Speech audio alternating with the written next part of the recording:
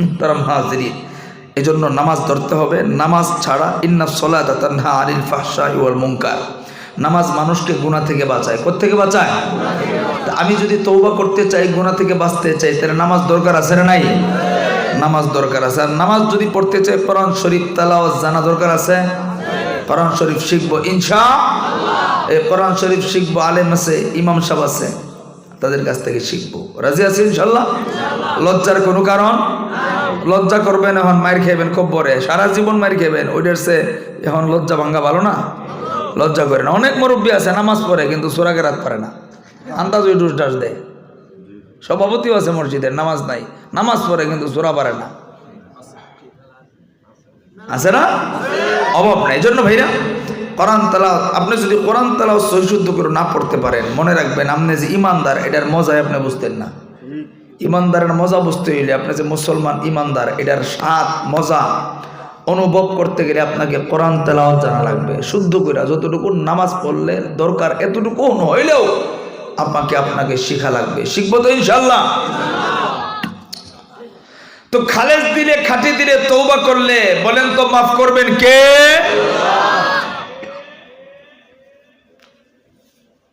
কষ্ট হইতেছে আপনাদের?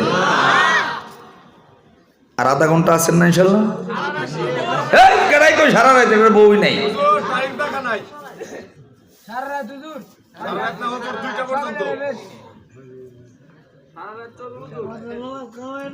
আমি তো ওয়াজই করতে পারতেছি না, এমন খাওন খাওয়াইছে পাগলাই, কেউ খান হুজুর খান।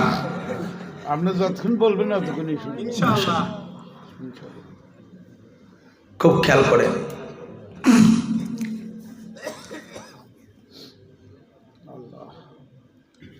এক আল্লাহর গোলাম, দেখেন হেদায়েতের মালিক কে? এজন্য সমাজে অনেক মানুষ দেখবেন একটা সময় সে নামাজ পড়তো না, কিন্তু পরে সে নামাজি হয়।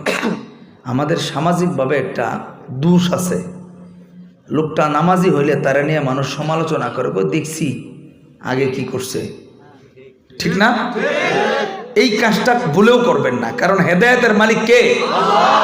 আল্লাহ। ওমর ইবনুল খাত্তাব জন্মের পর থেকে বেটা ইমানদার ছিল না, জীবনের বহুকাল ভুল পথে অতিবাহিত হওয়ার পরে সে সঠিক পথে, দিনের পথে আসছে। কথা ঠিক কিনা?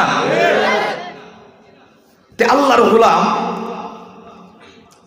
দেখেন হেদায়েতের মালিক যে আল্লাহ, তওবাটা কেমন করে তার নসিব হলো, শুধু এতটুকু বলবো, তারপরে আমি আস্তে আস্তে বয়ানটা গোছাবো ইনশাআল্লাহ। আল্লাহর গোলাম, এই যুবক মানুষ বড় আল্লাহওয়ালা মানুষ। আপনি যে আল্লাহওয়ালা হয়ে আছেন, ভাবতেছেন আমি একদম আল্লাহওয়ালা হয়েই থাকবো, এমনও তো হতে পারে হুচুট খাই আপনি গুনার দিকে দাবিত হয়ে যেতে পারেন।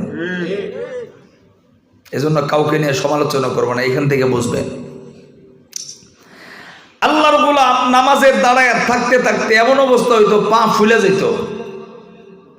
মালিকের দরবারে এমন ভাবে কাঁদতো, কাঁদতে কাঁদতে একটা সময় তার চোখ অন্ধ হয়ে গেছে। আত্মীয় স্বজন, আশপাশের মানুষজন তারে পরামর্শ দিল যে এইভাবে তোমার জীবন চলতে পারে না, তুমি একটা বিয়ে শাদী করো। যুবকটা চিন্তা করলো আসলেও তো প্রয়োজন। এই চিন্তা করে ফাগলায়, ওই সময় একটা প্রথা ছিল বাদী ক্রয় করা। আল্লাহর গোলাম বাদী ক্রয় করে আনছে। বাসায় আনার পরে যুবকটা ইবাদত করে, আল্লাহর গোলামি করে, কিন্তু এই বাদী যে গান গায়, নাচতে পারে, গান গাইতে পারে, এটা তার জানা ছিল।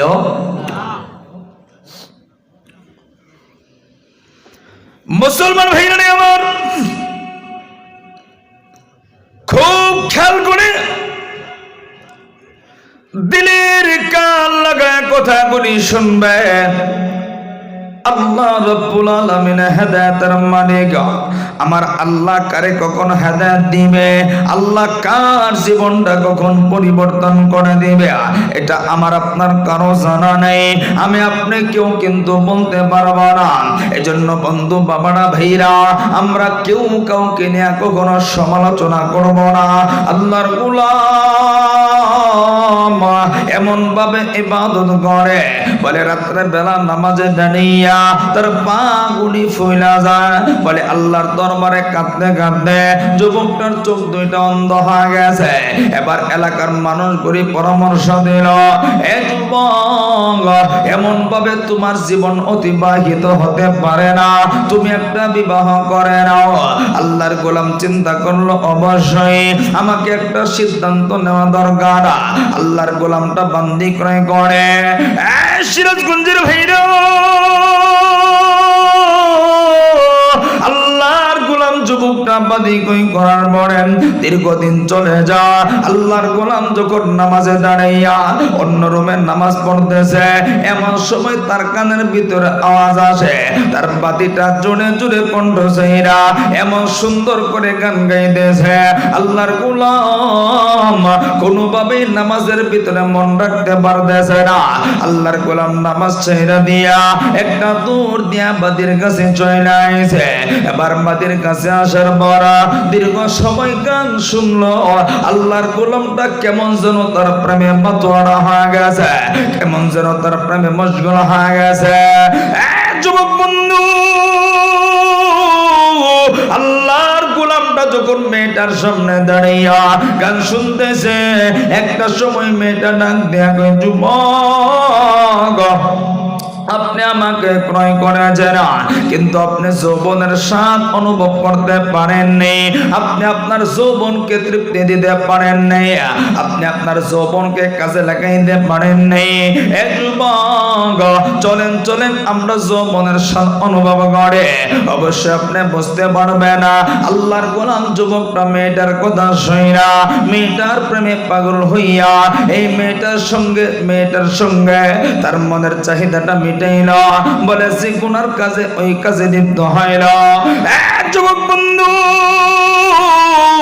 আল্লাহর গোলামটা ধীরে ধীরে ইবাদত ছাইরা ওই মেয়েটার প্রেমে মশগুল হইয়া আল্লাহর কোরআন ছাইরা আমার নবীর আদর্শটা ছাইরা দিয়া ওই যুবতী মেয়েটার প্রেমে পইরা আমার আল্লাহ রব্বুল আলামিনকে ভুলিয়া এই যুবক গুনার কাজে লিপ্ত হয়ে গেছে। এখন আর আগের মতন নামাজ পড়ে না, এই যুবকটা এখন কোরআন তেলাওয়াত করে না, আল্লাহর গোলামি করে না, এই যুবকটা নেশা করে মদ পান কইরা ওই মেয়েটার সঙ্গে আনন্দ ফুর্তিতে লিপ্ত থাকে। আমার আল্লাহ রব্বুল আলামিনকে ভুলিয়া এই যুবক শয়তানের দুকাই পইরা জাহান্নামের দিকে হাঁটে। যুবক ভাইরা, একটু জবানটা খুলে কণ্ঠের আওয়াজ দিয়া বলেন তো হেদায়েতের মালিক কে? আর একটু জবান খুলে বলেন না কে?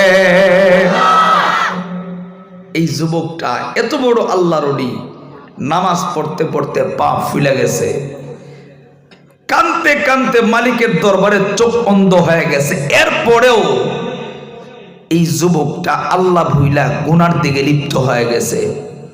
তাহলে এই যুবকের এত ইবাদত থাকার পরেও যদি সে গুনায় লিপ্ত হতে পারে, তাহলে আমি আপনি তো এত বড়